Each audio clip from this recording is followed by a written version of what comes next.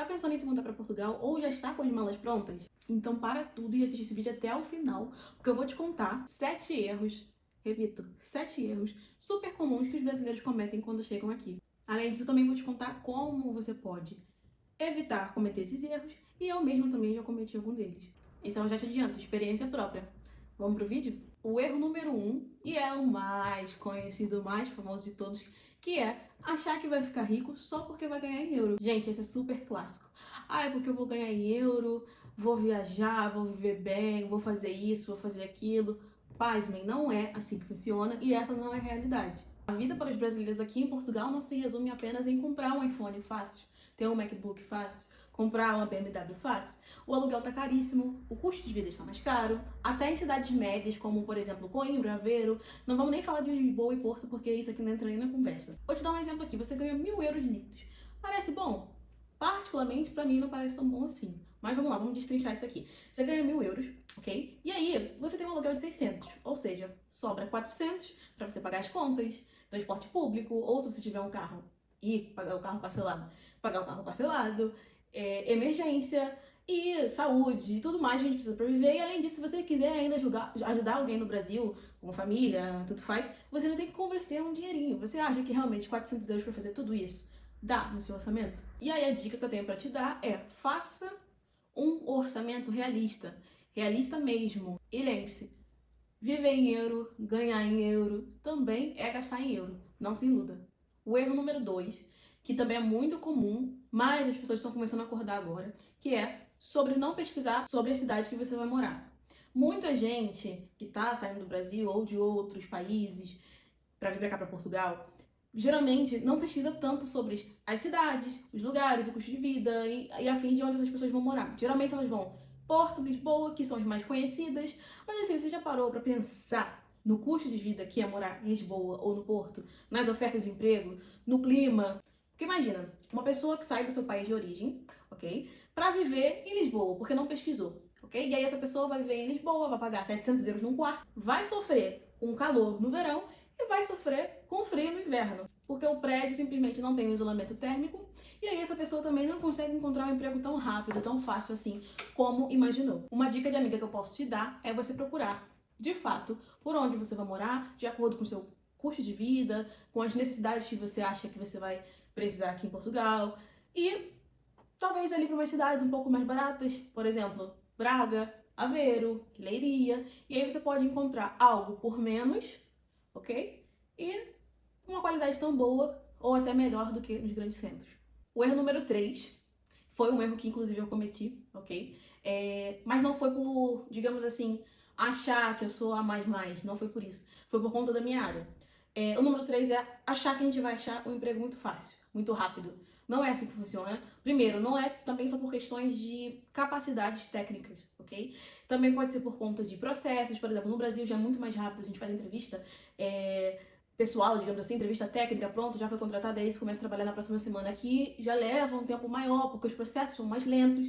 E aí você fica achando que vai achar um emprego super rápido, super fácil, e não é assim que funciona, ok? E outro detalhe também é, se você não tem formação acadêmica do ensino superior e tudo mais, piora a situação. Tem gente que pensa, eu cheguei com visto de procura de trabalho, vai ser muito mais fácil, vai ser muito melhor, muito mais rápido. Olha, pra ser bem sincero pra você, acho que a única diferença de você ter um visto de procura de trabalho e vir de forma ilegal, ou seja, viajar como turista e ficar no país de forma irregular, é uma segurança a mais de que você vai ter um agendamento na AIMA para poder fazer a sua solicitação de residência, porque de maneira geral é tudo a mesma porcaria, digamos assim, pra ser bem sincera e bem clara com vocês, é tudo a mesma coisa, ok? Se você tem visto, se você não tem, você vai ser tratado da mesma forma, não tem tanta diferença. A única diferença que eu vejo, assim, de fato, é a facilidade que você vai ter pra acessar a sua residência, se você, obviamente, entregar tudo certinho na AIMA. Mas, de maneira geral, não tem tanta diferença assim. E aí, falando de questões um pouco mais aprofundadas em relação a isso, o que eu tenho pra dizer em relação a isso? Um exemplo, você pode ter sido gerente no Brasil, ok? Gerente de uma grande empresa e tudo mais, tem um currículo muito bom, isso e aquilo, só que isso não vale de muita coisa aqui, tá? E aí, o que pode acontecer? Pode acontecer que você cai no risco de repente, trabalhar com uma coisa que você nunca trabalhou no Brasil. No Brasil, você tinha uma vida X, Y, Z, e aqui você pode ter uma vida completamente diferente, trabalhar com coisas que você nunca imaginou que trabalharia. Acontece muito, ok? Acontece muito, muito, é muito comum. Então, se eu fosse você, dando dica de amigas, já viria com o leque aberto para essa possibilidade. O erro número 4 é superestimar o português de Portugal.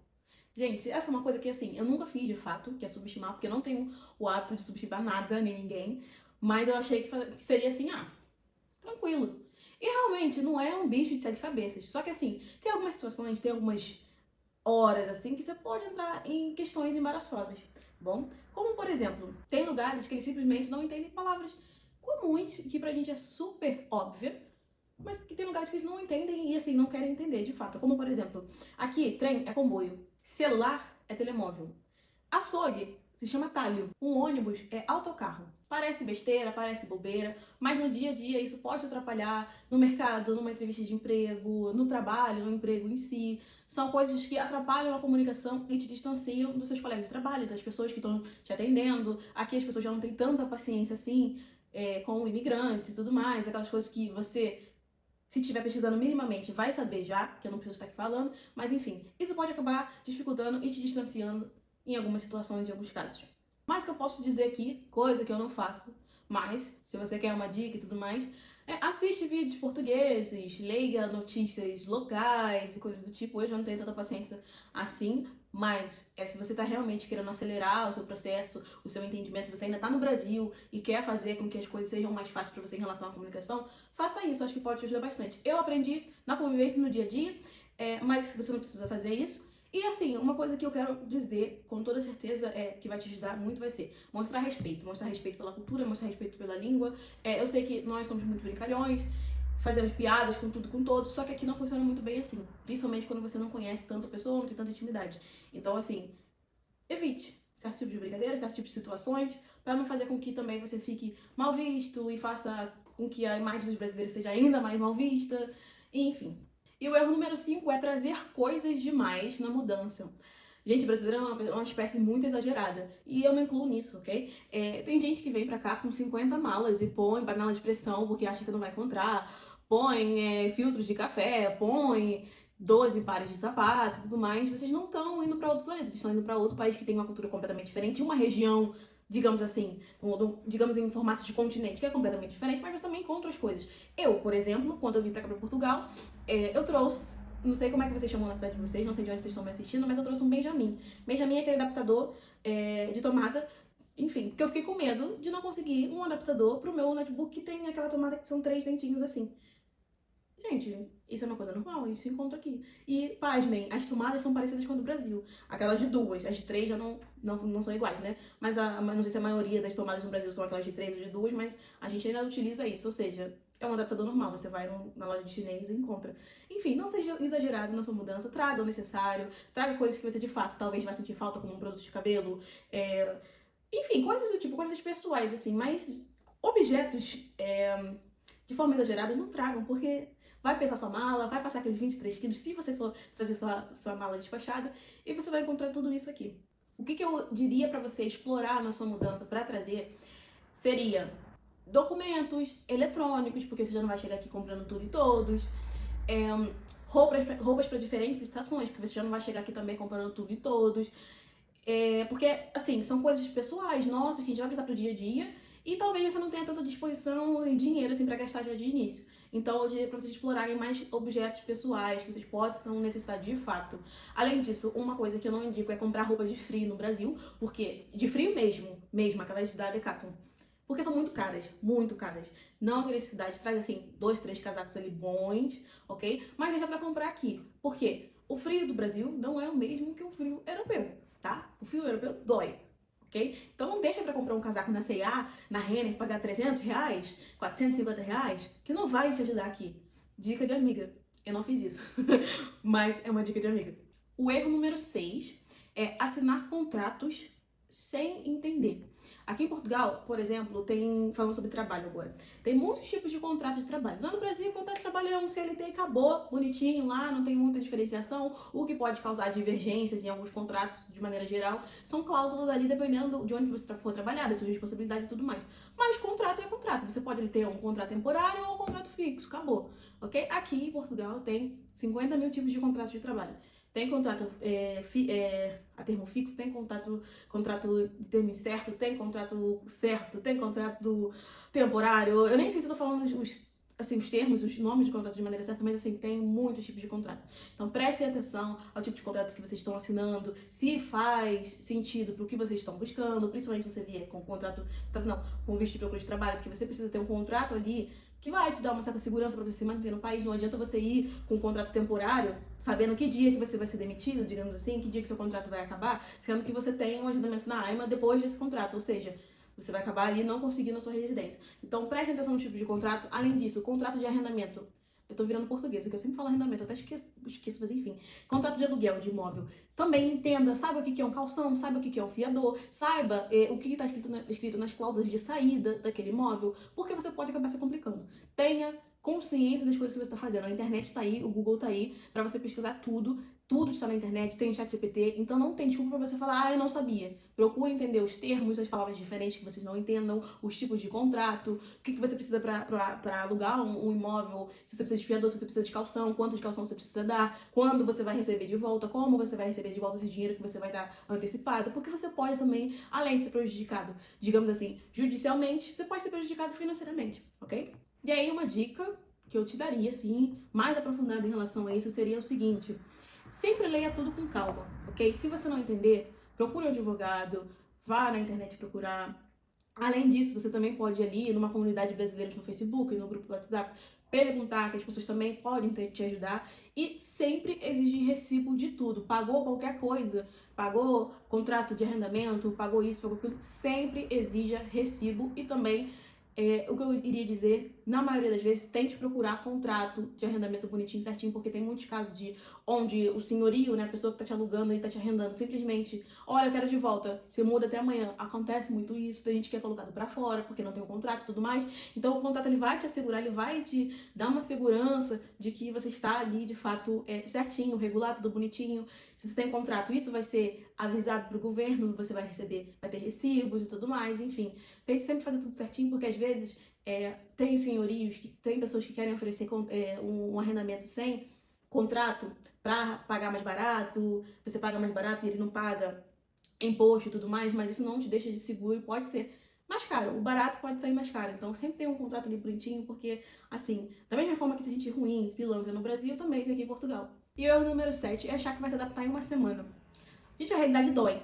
A realidade dói, porque assim, é uma mudança muito grande na nossa vida, a gente fica super empolgado na primeira semana, a gente tá super disposto e tudo mais. Mas aí, quando bate a realidade, a gente toma um choque, que é a saudade da família, saudade dos amigos, um inverno rigoroso e escuro, frio, às 5 horas da tarde, que dá a gente ali aquela depressão que acontece. A comida é diferente, a burocracia. Portugal é um país extremamente burocrático e chato em relação a certas coisas que você precisa resolver. Não é igual no Brasil, ou não sei o seu país, mas enfim, não é como no Brasil, por exemplo, que você consegue ali dar um jeitinho, resolver de forma mais rápida, as pessoas estão dispostas a te ajudar, envia documento pelo WhatsApp, envia por e-mail rápido ali, esqueci de trazer um documento, fulano, me manda uma foto. Aqui não é assim, não funciona assim. A realidade dói. Então, venha preparado, porque a adaptação não é em uma semana. Eu tô aqui há mais de um ano e ainda me encontro me adaptando em questões diferentes. Todo dia eu aprendo uma coisa nova, todo dia é uma coisa que eu nunca tinha passado antes. Então, assim, a dica que eu tenho pra te dar, nesse caso, com esse erro tenha o seu tempo de adaptação, não se cobre tanto, tenha ali redes de apoio, faça amizade, se você veio sozinho ou sozinha, faça amizade. É difícil, é mais difícil fazer amizade, e a gente sempre acaba indo pra uma comunidade brasileira, né, conhecendo mais brasileiros e tudo mais, porque a gente vai se apoiando ali. Mas tente fazer amizade, tente se conectar com outras pessoas e tudo mais, porque é muito difícil, sozinho é muito difícil, sabe? Então, tente ali criar essa conexão, manter contato com as pessoas que estão no Brasil. Eu sei que o fuso horário não ajuda muito, mas tente ali falar com amigos, fazer chamada de vídeo e tudo mais, porque a solidão machuca. Eu não me sinto uma pessoa, por exemplo, solitária, nunca me senti na minha vida. Só que quando eu mudei aqui pra Portugal, em certos momentos era complicado, porque às vezes você só quer dar um abraço numa pessoa que você conhece há anos, sabe? Que você pode ser você, que você pode chorar, que você pode soltar. E às vezes você não tem aquela pessoa ali perto, sabe? E você não tem ninguém ali por perto que, assim, não que você não tenha amigos e nada demais, mas você não tem aquela pessoa que você queria dar um abraço. Então pode ser bastante complicado. Então, assim, tente não ficar sozinho, não se cobre tanto, ok? E você também não precisa dar conta de tudo sozinho. Mudar de país é um passo enorme, enorme, por mais que a gente planeje. Sempre tem algum imprevisto, algumas coisas que acontecem, mas sabendo dos erros mais comuns que eu apontei aqui, você já chega com um pouco mais de segurança e tenta evitá-los. Se você gostou desse vídeo, se esse vídeo te ajudou de alguma forma, deixe seu like, deixe um comentário aqui, fala pra mim qual foi o erro que mais te surpreendeu ou o erro que você já viu alguém cometendo, se inscreva no canal e me siga lá no Instagram, porque de vez em quando eu posto umas coisinhas bem interessantes em relação às dicas e vivências de Portugal. Até o próximo vídeo!